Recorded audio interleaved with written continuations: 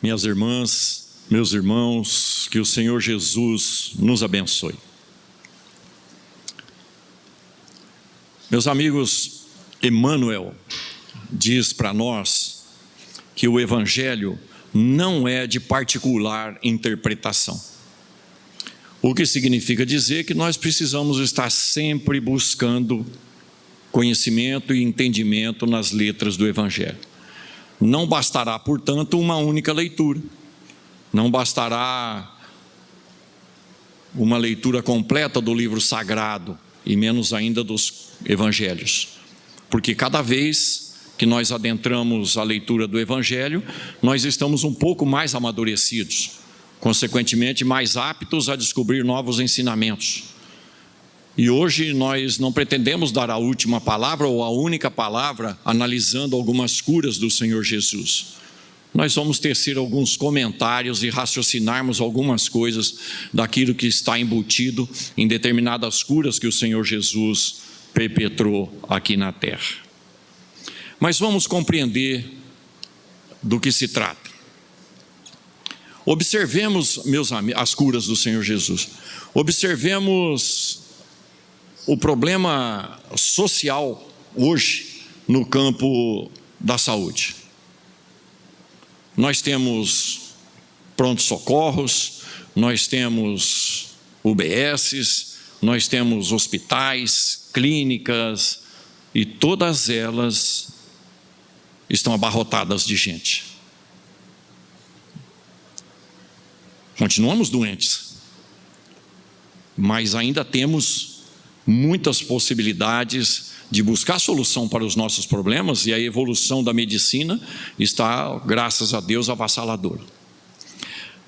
De posse dessa visão da medicina atual, pensemos na época do Senhor Jesus, 2000 anos atrás.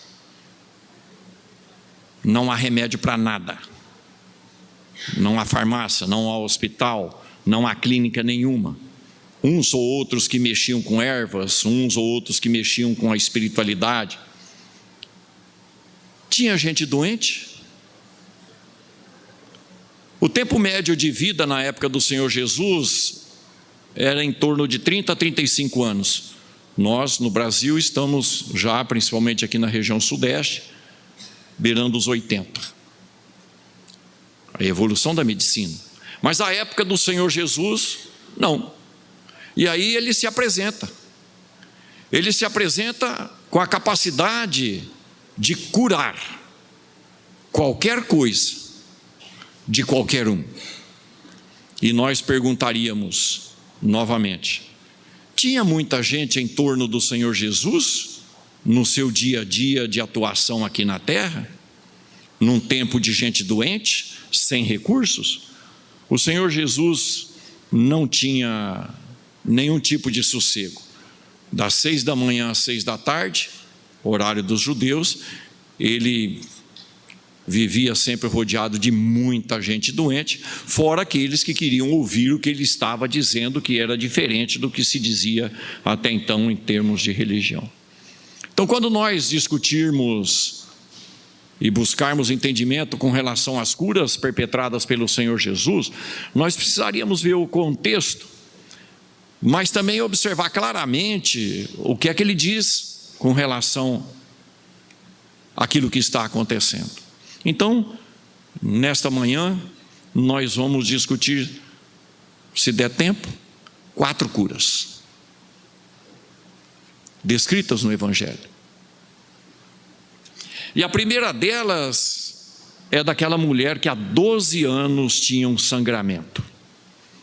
E ela não conseguia solucionar o problema. Ela gastou tudo que tinha. Ela gastou todo o seu tempo. 12 anos buscando solução para uma hemorragia, provavelmente ginecológica. Mas ela fica sabendo do Senhor Jesus.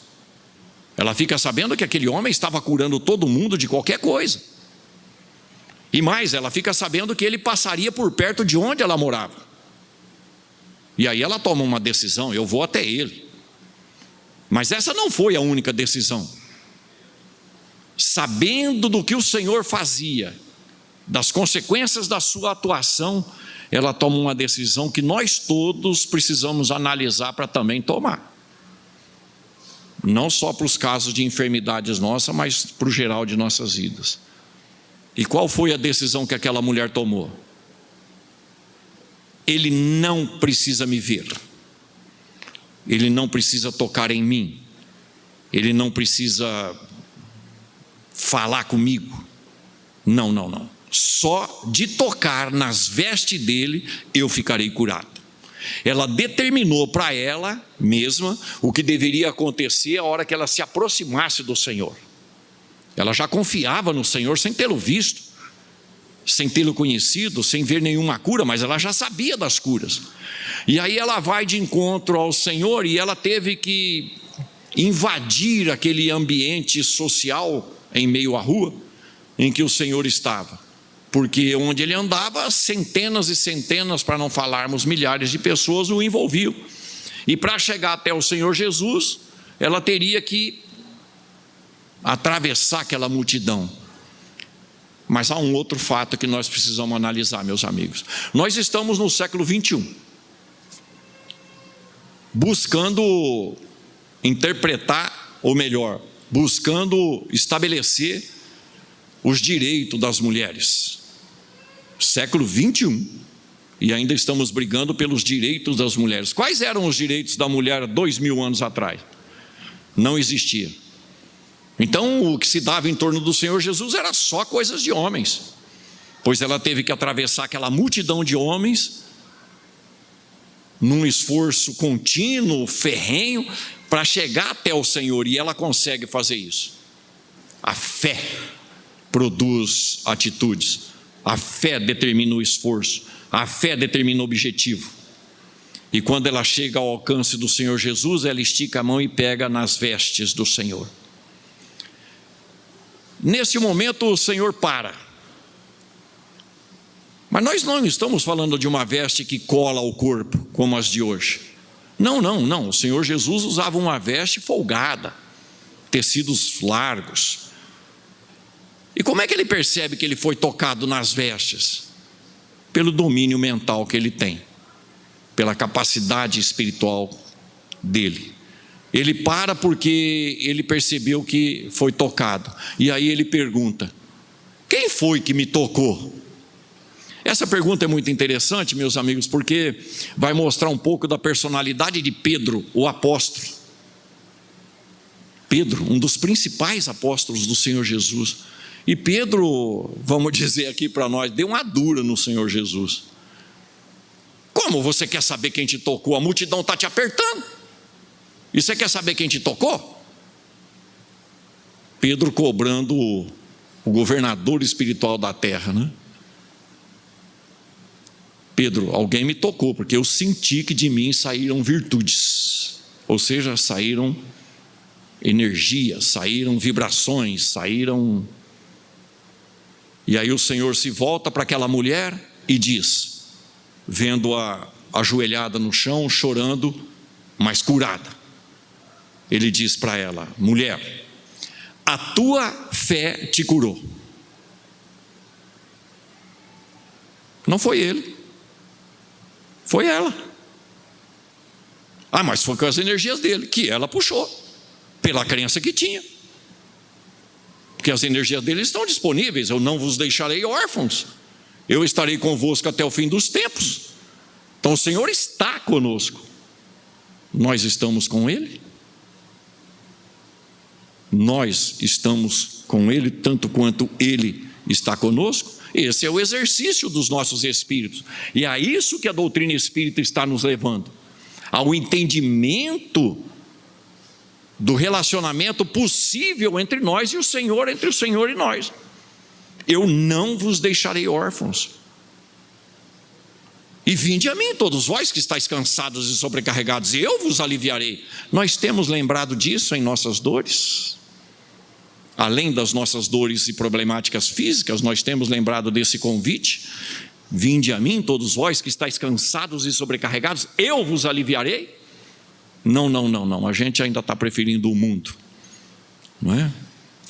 E quem não é espírita, bom, mas nós também já temos esse vício, né? Quem não é espírita vai até os santos, não vai até o Senhor.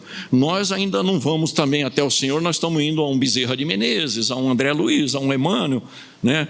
Nós também estamos preferindo intermediários, que estão à nossa disposição em nome do Cristo, mas não podemos ir direto no Cristo.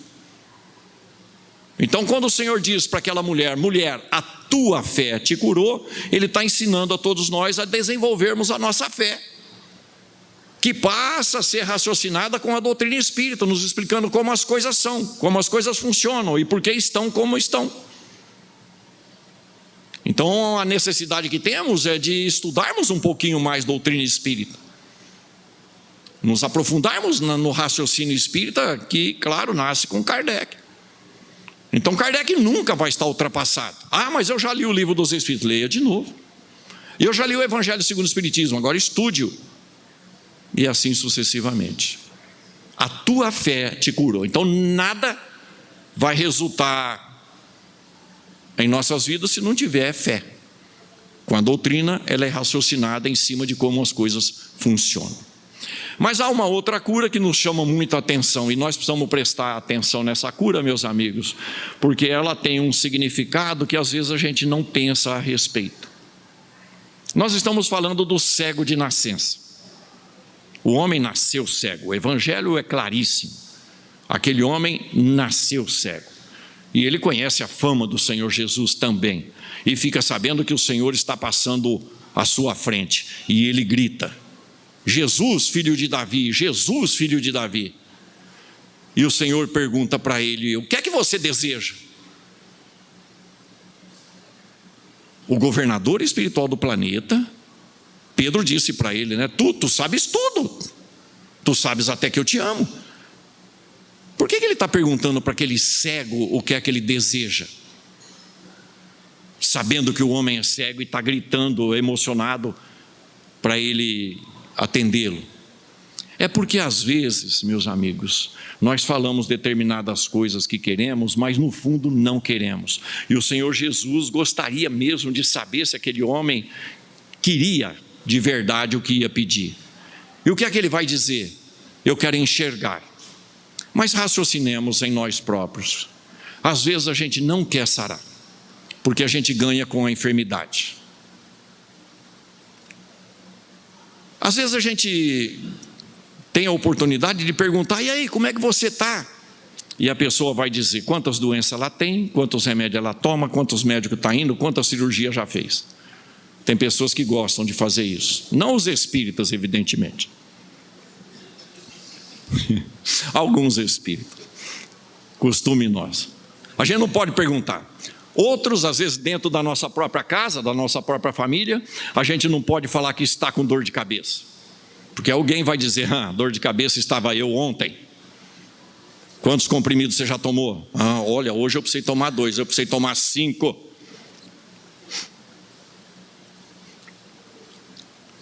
Quando não, ou ficamos torcendo para aparecer uma enfermidadezinha, ou inventamos uma enfermidadezinha para ir lá no posto de saúde e pegar um atestado para falhar alguns dias no trabalho profissional. Então, às vezes a gente pensa que fala que quer sarar, mas não quer, porque a gente chama atenção emocionalmente, psicologicamente, queremos que as pessoas deem atendimento. Se eu chegar em casa hoje e falar para a baixinha que eu estou com dor de cabeça, ela vai: não, amor, senta lá, eu vou pegar um remedinho para você, você quer que faça um chazinho, alguma coisa? Gente, vai me dar vontade de chegar doente em casa todo dia, para a baixinha cuidar de mim.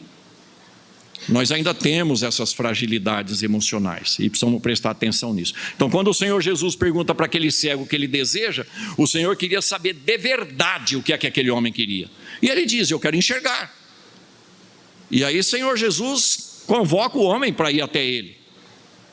Não seria mais fácil o Senhor ir até o cego? Mas não nos esqueçamos: faça a sua parte. Busca e achareis. Pede e será dado.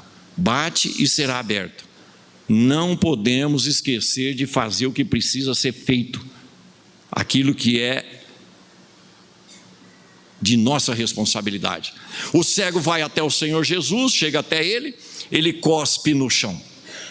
O Senhor cospe no chão, faz um barrozinho no pó e esfrega nos olhos daquele homem. Eu fiquei um dia pensando, meus amigos, se eu tivesse uma enfermidade que não nos olhos cegos, né? Se eu deixaria o Senhor Jesus espalhar a saliva dele no meu corpo com terra. Será que eu deixaria? Ainda bem que o homem era cego, não enxergou nada, né? E aí manda ele se lavar no tanque de Siloé, ele vai e se lava, e passa a enxergar. O que vira uma confusão enorme, porque foi uma cura feita aos sábados, e aos sábados não podia. Fora isso, a crítica dos judeus da sinagoga, né, os judeus do comando do judaísmo, eles não queriam acreditar que o Senhor Jesus tivesse feito mais um milagre. E aquele homem, já não mais cego, dá uma lição de moral aos sacerdotes, o que mostra evidentemente que é um espírito altamente esclarecido. É só lermos a passagem toda, né? Mas alguém pergunta para o Senhor, e esse é o motivo do nosso bate-papo aqui em torno dessa cura, né? Senhor, quem foi que pecou para ele nascer cego?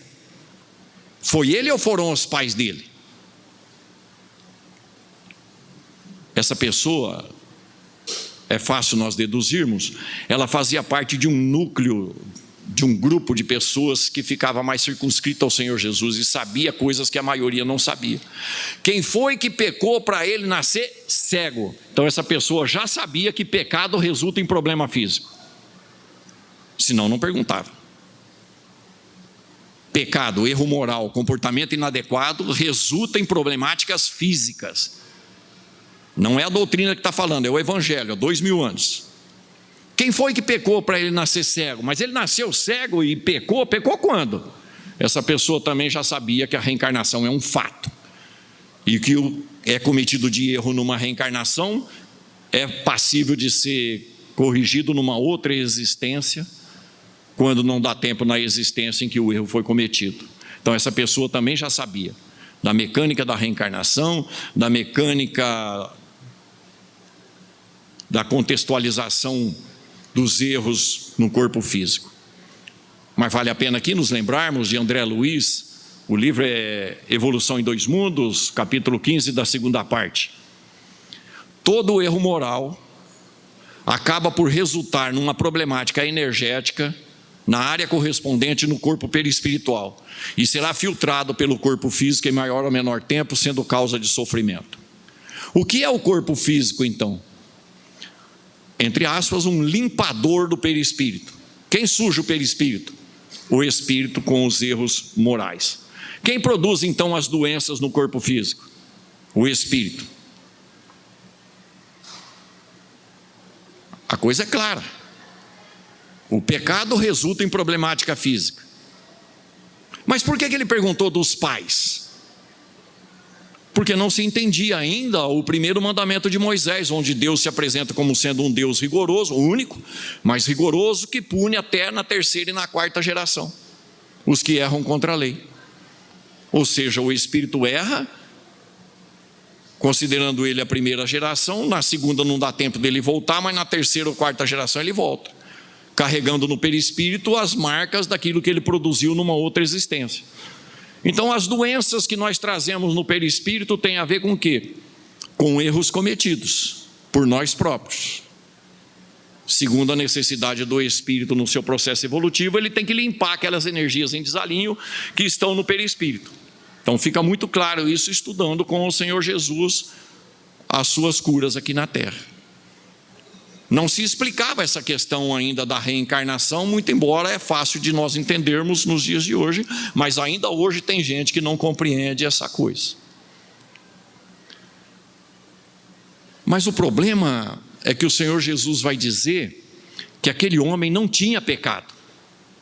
Não, ele não tem pecado e nem os pais dele. Mas ele nasceu assim para que nele se fizesse as obras que eu vim fazer em nome de Deus. Ora, o homem nasce cego sem ter pecado para nascer cego. Como se justifica isso? Porque nascer cego não é uma condição muito favorável à vida feliz aqui na terra. A explicação, meus amigos, é uma só que a própria doutrina permite para nós: o planejamento reencarnatório, e aquele homem foi um voluntário na cegueira para que o Cristo o curasse, para que em 2025 aqui em Campinas nós discutíssemos a coisa. Ele aceitou nascer cego. Ele não tinha pecado para nascer cego. Ora, que tipo de espírito é esse que aprende a nascer cego? Façamos um exercício rápido. Imaginemos que todos nós, aqui presentes hoje, Navarro inclusive, somos desencarnados. Aí um dirigente espiritual de alta condição se apresenta aqui na frente e pergunta para nós quem gostaria de ser um cego para o Senhor Jesus curar. Quem quer ser voluntariamente cego? Quem de nós levantaria a mão de imediato, instantaneamente? O Navarro pensaria: vai que né. Vai que eu nasça cego e não esteja no lugar certo na hora certa. Vai que o Senhor Jesus não passa onde eu estiver e eu vou ficar cego o resto da vida. Não, aquele espírito era um espírito de escola. Ele se voluntariou a ser cego para ser obra do Cristo aqui na terra. Então havia um planejamento, sim. E o planejamento do Senhor Jesus para vir na terra foi séculos e séculos anteriores a ele, dito para nós. Isaías, 700 anos antes, já anunciava a presença do Senhor Jesus na terra. Então existia um planejamento. E existe um planejamento, porque o próprio Senhor vai dizer que ele enviaria um outro consolador quando estivéssemos minimamente preparados, para nos esclarecer sobre todas as coisas. Então aquele homem nasce cego, mas não tem necessidade de ser cego. O que isso significa? Que às vezes nós planejamos uma enfermidade que não tem a ver com o erro cometido, mas tem a ver com as necessidades evolutivas do espírito.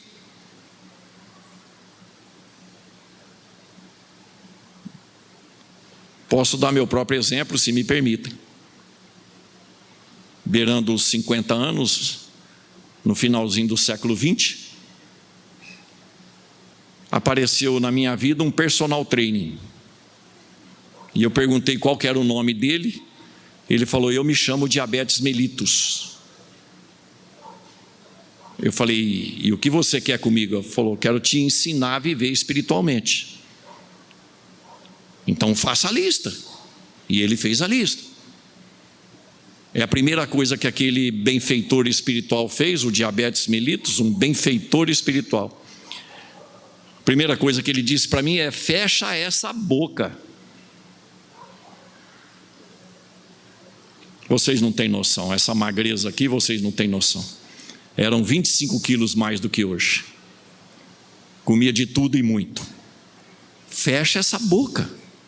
Aí eu lembrei de André Luiz, eu já era espírita. André Luiz disse que nós vamos escavar a nossa sepultura com a boca muitas vezes. Era o meu caso. Falei: já aprendi, vou fechar a boca. Você não vai poder comer quase nada e o que vai poder comer é pouco. Falei: deixa comigo. O que mais? Vá ao médico e siga as orientações médicas.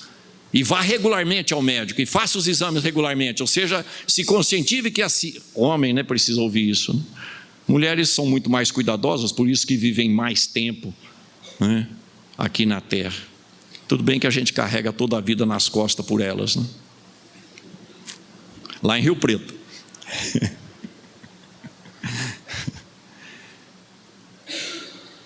Cuide da sua saúde com especialistas. Temos as nossas disposições para isso. Terceiro, tem mais? Tem mais. Exercício físico. Exercício físico. Não, mas eu já caminho bastante. Ele falou: eu sei. Do sofá para a mesa e da mesa para a cama. Não, é exercício físico. Tem mais coisa? Tem. Por último, cuide do teu sistema emocional. Deixou mais fácil por fim. Administrar as emoções, educar as emoções. Meu Deus do céu. E eu já conheci a inteligência emocional de Daniel Goleman. Nesse mundo, treinar a emoção e ter controle sobre ela, até com esse palestrante vocês estão treinando as emoções. Esse cara não acaba de falar nunca. Então, para que vem a doença? Não é castigo. Um projeto reencarnatório que estava escrito, penso eu. Se você chegar até os 50 anos de idade sem mudar o jeito de ser das outras vidas, o teu personal trainer vai te corrigir. Pois se eu tivesse me comportado adequadamente, o diabetes não teria aparecido. E já são 17 anos, praticamente. Então, meus amigos, às vezes o Espírito pede determinada enfermidade para se educar, para se estruturar espiritualmente. Não é castigo, não é o que será que eu fiz na outra vida para estar passando por isso, e eu não posso falar, mas como eu consigo manter a calma com a família dessa? Como eu consigo manter a calma com o Corinthians? Já melhorou bem, o ano passado estava crítico. A gente está sempre colocando para o lado de fora a motivação dos nossos desequilíbrios, quando é nós que precisamos treinar o nosso jeito de ser. E às vezes o Espírito pede isso para poder se corrigir, mas a gente fica implicando com quem trouxe o problema para nós, quando o problema está dentro de nós para melhorarmos o nosso espírito. Essa é a lição desse cego de nascença. Nós precisamos ver se o que nós estamos passando não é uma necessidade evolutiva prevista por nós outros no nosso planejamento reencarnatório. Eu não preciso perguntar: o que será que eu fiz na outra vida? É consequência. Será que eu atirei pedra na cruz?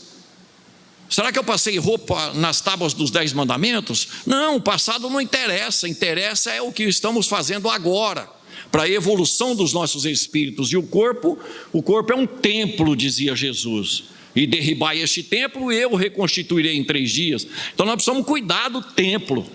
Não viver por ele, mas viver com ele, para vivermos o tempo que tratamos antes de virmos a vida física.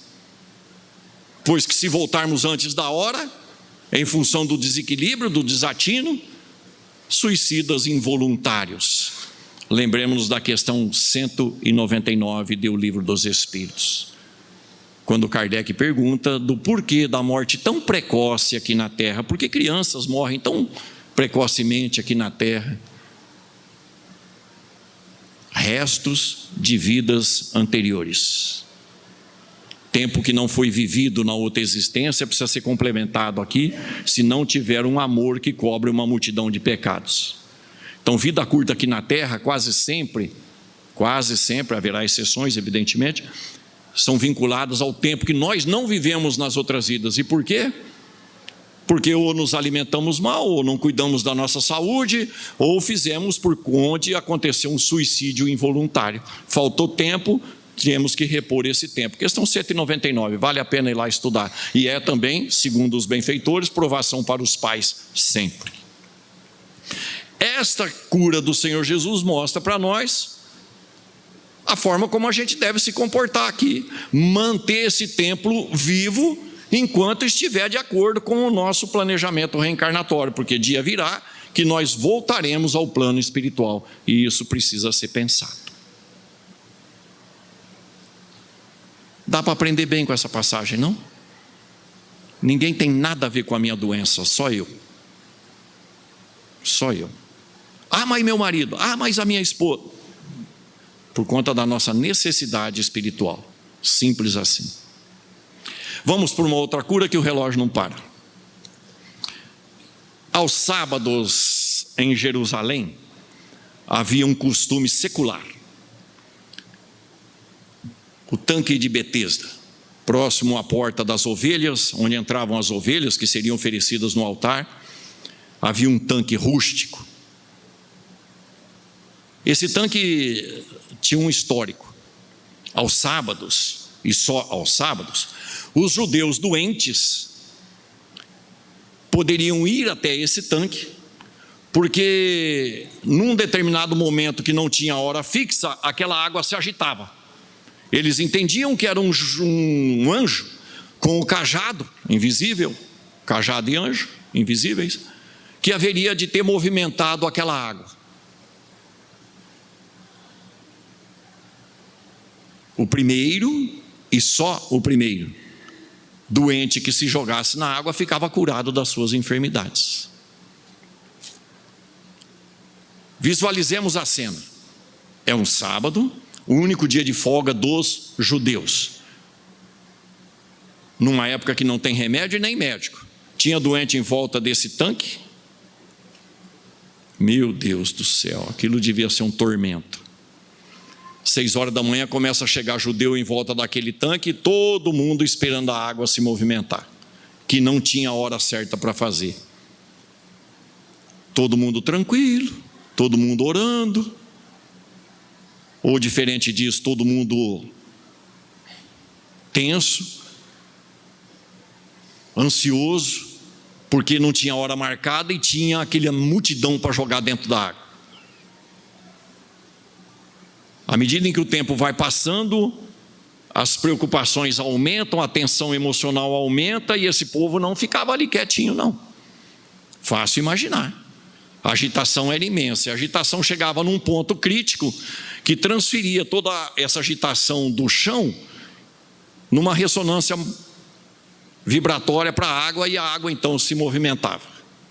Minimamente, mas a água se movimentava. E aí o processo de educação era igual dos brasileiros.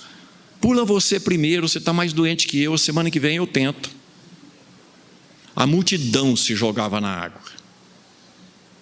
Só Deus para saber quem relou primeiro. Mas saía gente curada, porque era secular, o costume era muito antigo, todo sábado aquilo estava abarrotado de gente.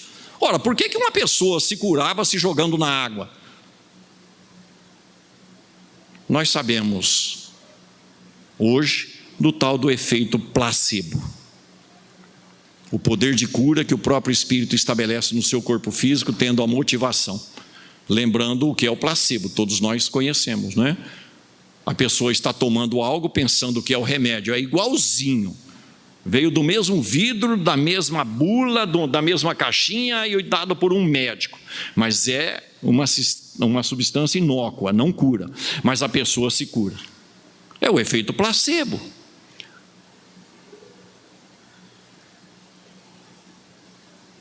Existe um livro espetacular, muito recente, chamado Você é o Placebo, do Dr. Léo Dispenza. Quem não conhece, por favor. Você é o placebo. Ele é especialista, é médico, especialista no efeito placebo, dá palestras para o mundo inteiro. E o livro é fantasticamente compreensível para nós outros que não somos vinculados à área médica. Léo Dispenza, você é o placebo. Nós temos a capacidade de nos curar. Ora, mas não foi isso que o Senhor Jesus disse? A tua fé te curou? Ou seja, a minha confiança, a atuação do meu espírito no meu corpo biológico está à nossa disposição. Às vezes a gente troca de médico porque não confia. Às vezes a gente troca de remédio porque não confia. Há possibilidades mil, não é? Mas nós precisamos confiar, senão não vai dar certo, nem com remédio. Você é o placebo. Qual é a sua confiança? E você quer ser curado? Às vezes não vai ser porque é kármico, solicitação kármica, mas vai amenizar de qualquer forma. Precisamos pensar nisso. Nesse ambiente chega o Senhor Jesus, e aí ele encontra um paralítico que há 38 anos é paralítico. Gente, não é 38 dias, nem 38 meses, é 38 anos. O homem vivia sendo carregado numa maca para cima e para baixo. E o Senhor chega próximo a ele e pergunta para ele: o que é que você deseja? De novo? O Senhor perguntando para aquele homem também o que é que ele desejava? No tanque de Betesda, paralítico? Pois é, o Senhor Jesus quer saber, quer mostrar para nós que o desejo tem que ser firme. E ele diz: Senhor, eu quero que alguém me jogue na água. Nunca dá tempo. Quando a água se movimenta, a hora que eu começo aqui, já caiu a multidão lá dentro. Ele não sabia com quem que ele estava falando, senão ele pedia para o Senhor curá-lo. Eu quero que alguém me jogue na água, não dá tempo. O pessoal que levava ele não conseguia nem colocá-lo na beirada, tanta gente que tinha. E o que o Senhor disse para ele? Não impôs as mãos, não tocou, não pediu para ser tocado. Levanta, pega esta tua cama e anda, vai embora. E ele fez isso. Vamos repetir. 38 anos, paralítico. Qualquer contusãozinha nossa, qualquer mau jeito, qualquer travada quando levanta, vai no médico, remédio, exame de imagem e um papelzinho para fazer não sei quantas sessões de fisioterapia. Aquele homem completamente deteriorado fisicamente já sai andando e carregando a cama. Que energia que é que o Senhor Jesus injetou nele? Aqui está à nossa disposição, eu não vos deixarei órfãos. Vinde a mim todos vós que estáis cansados e sobrecarregados, e eu vos aliviarei. Nós acreditamos nisso? Nós espíritas que estamos estudando o Evangelho à luz da doutrina espírita esclarecidamente, acreditamos nisso? E aí o tumulto se dá, porque é um sábado, aquele homem não poderia carregar a cama, a confusão se estabelece de novo com os judeus, o Senhor Jesus desaparece e vai encontrar esse homem novamente, no mesmo dia, lá na escadaria do templo. E aí o Senhor Jesus disse para ele, e como está no Evangelho, diz para todos nós: olha, veja que agora você está são, mas vai, e não peques mais, para não te acontecer coisa pior. Por que adoecemos? Porque somos espíritos inferiores. Por que adoecemos? Porque a gente continua fazendo coisa errada, prejudicando os outros. E isso fica registrado no perispírito, e o perispírito vai transferir para o corpo físico no momento adequado ao nosso espírito. Então nós é que produzimos as nossas enfermidades. Lembremos-nos do Livro dos Espíritos, no seu item 112. O item 112 está no contexto da escala espírita. E ali Kardec está estudando a condição dos espíritos puros, primeira ordem. São 3 ordens, não é? Primeira ordem, espíritos puros. O item 112 diz o seguinte: que o espírito puro tem total domínio e ascendência sobre a matéria, qualquer que seja ela. O Senhor Jesus andou sobre as águas, sem modificar a lei da gravidade, que é universal. O Senhor Jesus acalmou os ventos, mas acalmou também as ondas. O Senhor Jesus produziu pães e peixes para milhares e milhares de pessoas em mais de uma oportunidade. O Senhor Jesus modificou a sua estrutura fisiológica no Monte Tabor, mostrando a sua luminescência espiritual. O Senhor Jesus alimentou o povo, mexendo com a matéria. Estava ele sujeito à matéria ou ele sujeitava a matéria? Pois é, nós ainda não sujeitamos a matéria, porque nem acreditamos que isso é possível. Por isso nós adoecemos mais. E isso a própria ciência sabe, que as pessoas que têm mais fé, que frequentam o trabalho religioso, que frequentam religiões, adoecem menos. Quando adoecem, precisam de menos tempo de internação, menos quantidade de remédio. Isso a ciência médica já sabe. Existem livros e mais livros aí disponíveis para isso. Então, se nós melhorarmos a nossa condição espiritual, e nós espíritas frequentando a casa espírita, tomando o nosso passe, mas sobretudo nos envolvendo na prática do bem, no trabalho assistencial, nós vamos ter muito mais saúde. Por quê? Porque é a evolução do espírito. E em tempos atuais vai diminuir a despesa com remédio, que é um alívio, né? É preciso pensar nisso. Mas vamos para a última cura. Já temos farto material para pensarmos a respeito. Mas a última cura que nós gostaríamos de trazer aqui, meus amigos, só com doutrina espírita. Só com o Consolador prometido para entendê-la adequadamente. E não poderia ser diferente, porque se o Senhor Jesus anuncia a vinda do Consolador, se Ele anuncia a vinda de um Consolador que haveria de nos esclarecer sobre todas as coisas, nos fazendo lembrar daquilo que Ele nos disse, nós precisamos repensar. E qual é a cura que o Senhor efetua? Novamente é um sábado, e olha a coragem do Senhor Jesus. Para Ele não tinha dia da semana. Ele curava inclusive aos sábados, e isso era um tormento para os principais da sinagoga, para os homens que controlavam o movimento judaico. Mas nós somos assim, dados as coisas segundo a nossa interpretação. Ele estava pregando numa sinagoga, e dentro dessa sinagoga, diz o evangelista, havia uma mulher que estava sendo perseguida por um espírito de enfermidade, um verdadeiro demônio. Há 18 anos, ela estava doente em função daquele demônio presente na vida dela. Num determinado momento, o Senhor Jesus convoca a mulher para ir até Ele. Mas isso Ele faz conosco há 2000 anos. Vinde a mim, todos vós que estáis cansados e sobrecarregados, eu vos aliviarei. Ela vai até o Senhor. O evangelista diz que quando ela fica à frente do Senhor Jesus, Ele impõe as mãos sobre ela. O que é isso mesmo? Na casa espírita? Passe.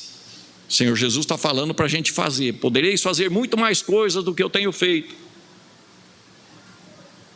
O passe. Então, quando a gente ora por alguém doente, nós estamos dando um passe. Quando a gente firma o pensamento em Deus, com confiança, direcionando as nossas melhores energias para alguém que está doente, e se vocês não tiver gente para orar, ora pelo Navarro, para me aguentar a minha diabetes, ou o meu diabetes. Nós precisamos disso.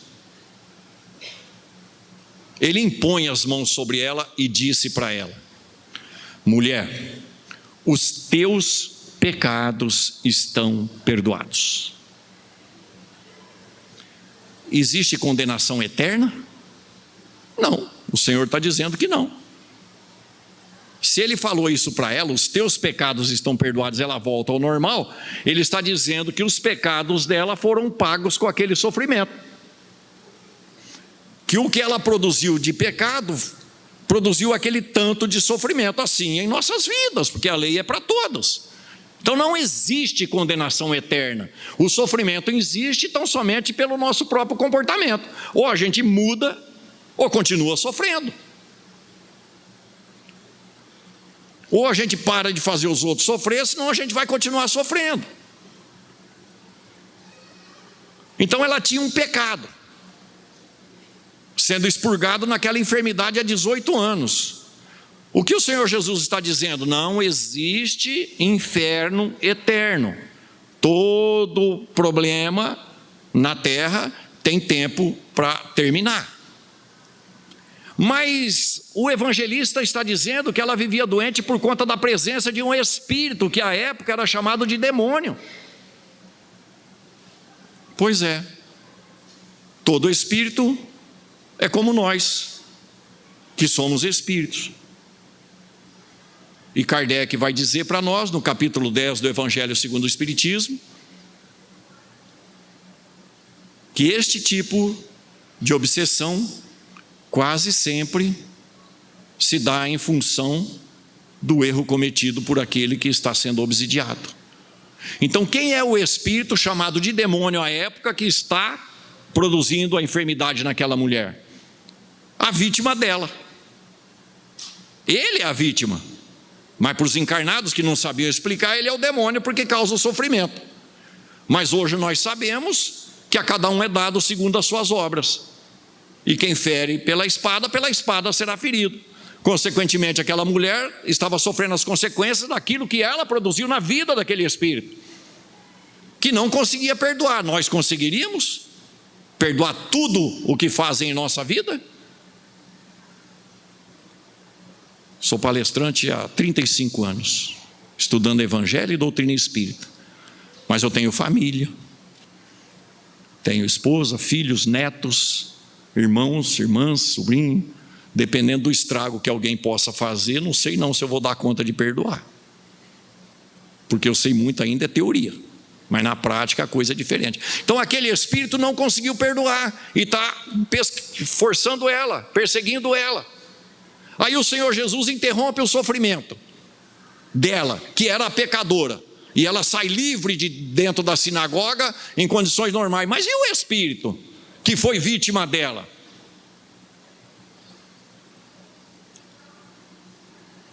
No Velho Testamento, e numa das 3 tentações do Senhor Jesus, se apresenta uma solução para o nosso raciocínio aqui. Lembremos-nos da tentação do pináculo do templo. O Senhor Jesus está no pináculo junto com o tentador, entre aspas, o demônio. E ele diz para o Senhor: se você é de verdade o Filho de Deus, se joga daqui, porque está escrito na tua lei que legiões de anjos estariam ao seu dispor para te proteger e que você não tropeçasse em pedra alguma. Estava escrito isso mesmo, está escrito isso mesmo no Velho Testamento. Uma legião de anjos estaria caminhando junto com o Senhor Jesus. São os grandes espíritos que se vincularam ao trabalho de implantação do amor na terra, que tomam conta do planeta em nome do Senhor. Ora, se o Senhor Jesus cura a pecadora, esses espíritos curaram ou cuidaram do pecador. Porque seria injusto curar a pecadora e não curar o que sofreu os pecados dela. Então essa legião de anjos socorreu aquele homem. Hoje já não precisamos mais disso, porque nas casas espíritas, de uma forma geral, tem os trabalhos mediúnicos, onde nós esclarecemos, nós apontamos soluções para os que perseguem gente aqui na terra. E isso está como orientação lá no capítulo 23 do Livro dos Médiuns. Numa das perguntas que Kardec faz, número 5, se não me engano, os benfeitores falam que nós temos o dever de fazer com que esses espíritos se esclareçam. De que jeito isso? Nas salas mediúnicas, mas com equilíbrio, com aprendizado, com educação que a própria casa espírita dá. Então nessa lição fica muito claro para nós compreendermos que os espíritos são capazes de introduzir na nossa vida física problemas fisiológicos, em função das nossas necessidades. É uma obsessão. Pois é, a quanto anda o nosso comportamento? Porque se dermos aso às nossas viciações, nós estamos dando espaço para os obsessores. E com isso, com as vibrações infelizes ou as ideias, intenções infelizes, eles fazem a gente adoecer aqui na terra. Então os espíritos participam também das nossas enfermidades, muitas vezes. Dependendo do nosso contexto espiritual, da situação espiritual nossa, nós precisamos pensar nisso, meus amigos. Só doutrina para explicar essa última cura. A presença dos espíritos junto de nós, que são atraídos pelas nossas viciações, que são atraídos pela nossa forma de pensar. Questão 467. Todos nós conhecemos bem a questão 459. Na maior parte do tempo são os espíritos que vos dirigem. Mas a 467 a gente se lembra pouco. E é onde está a solução do problema. Kardec vai ouvir dos espíritos que os nossos pensamentos atraem espíritos correspondentes.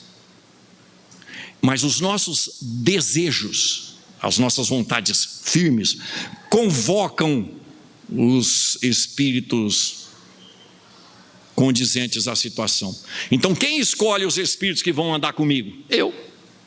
Pelos meus desejos, pelas minhas vontades, pelos meus pensamentos. E aí, se for espíritos infelizes, inferiores, doentes, odientos, vão transferir a energia para o meu corpo físico e eu fico adoecido por conta da presença desses espíritos.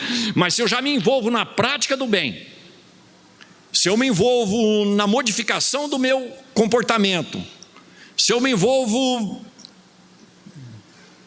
eu vou me defender dos espíritos menos felizes.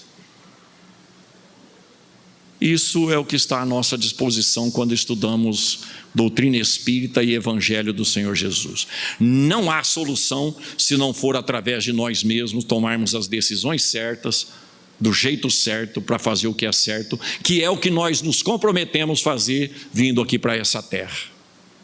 Seja por expiação ou por provação, a solução é a mesma. O amor cobre uma multidão de pecados.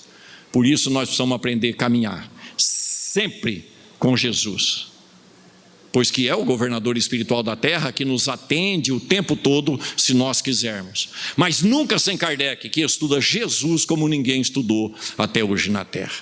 Muito obrigado a todos e muita paz.